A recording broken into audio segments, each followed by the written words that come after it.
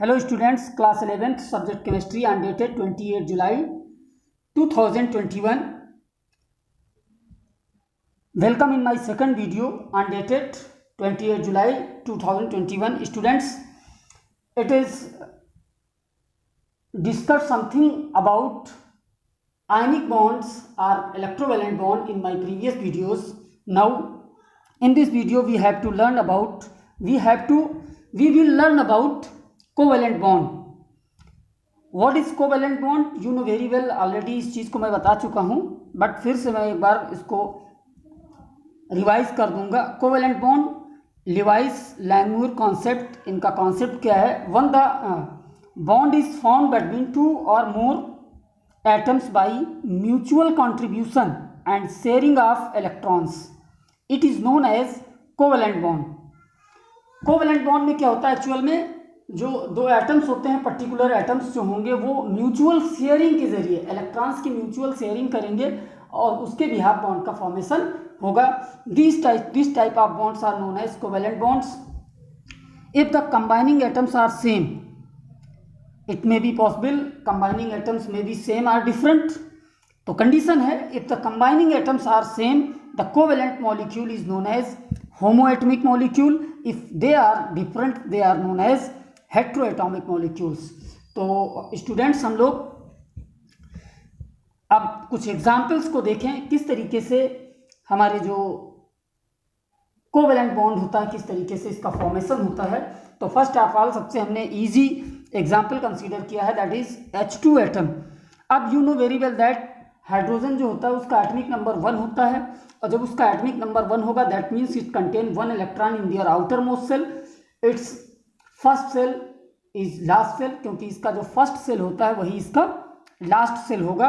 तो उस कंडीशन में हाइड्रोजन कैन, ये हाइड्रोजन एटम हमने ऐसे लिख लिए, ये हाइड्रोजन एटम. अब इनके बीच में 1 इलेक्ट्रॉन ये इसका और सेकंड का ये दूसरा इलेक्ट्रॉन इसका, और इसमें आपस में क्या हो जाएगी? Mutual sharing. और दोनों का इलेक्ट्रॉनिक कॉन्फ़िगरेशन जो होगा वो हीलियम के इलेक्ट्रॉनिक कॉन्फ़िगरेशन से रिजेंबल करेगा. इसके हाइड्रोजन के केस में आपको दिमाग में रखना है, जहन में रखना है कि आपको 8 इलेक्ट्रॉन करने की जरूरत नहीं है, क्योंकि इसका एक ही सेल होता है, उसमें मैक्सिमम 2 इलेक्ट्रॉन्स हो सकते हैं. That means hydrogen shows resemblance with helium. Helium के साथ ये रिजेंबलेंस शो करता है.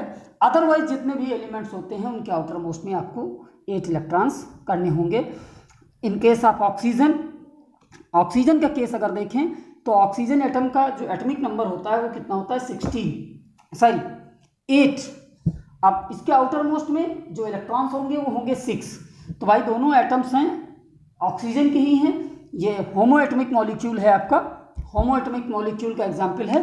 अब दोनों के केस में जब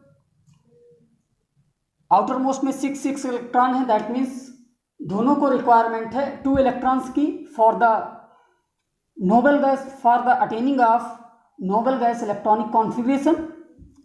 तो उस कंडीशन में ये ऑक्सीजन एटम और ये सेकंड ऑक्सीजन एटम, और इनके हमने 6 इलेक्ट्रॉन ऐसे लिख लिए. तो 2 इलेक्ट्रॉन्स इसके और 2 इलेक्ट्रॉन्स इस पर्टिकुलर एटम के, और ये 2 इलेक्ट्रॉन की इसमें शेयरिंग होगी.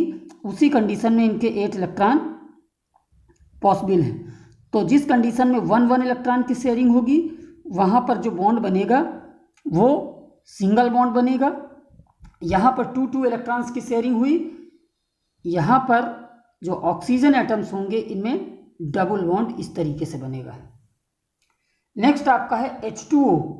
H2O का केस अगर हम देखें तो इसमें तो सबसे पहले हम लोगों को ये चेकआउट करना है कि जो एटम है उसका साइज, सेंट्रल एटम हम साइज के बिहार पर चेकआउट करते हैं. तो जो ग्रेटर साइज जिसका होगा उसको सेंट्रल एटम कंसीडर करेंगे. तो ये आपका ऑक्सीजन सेंट्रल एटम. अब इसके आउटर मोस्ट में 6 इलेक्ट्रॉन्स. अब यहाँ पर 2 हाइड्रोजन एटम और अटैच्ड हैं. तो एक हाइड्रोजन एटम एक इलेक्ट्रॉन से और दूसरे साइड से दूसरा हाइड्रोजन एटम इससे क्या करेगा? शेयरिंग कर लेगा. ये ऑक्सीजन एटम के इलेक्ट्रॉन्स हैं और ये हाइड्रोजन के, ये हाइड्रोजन का.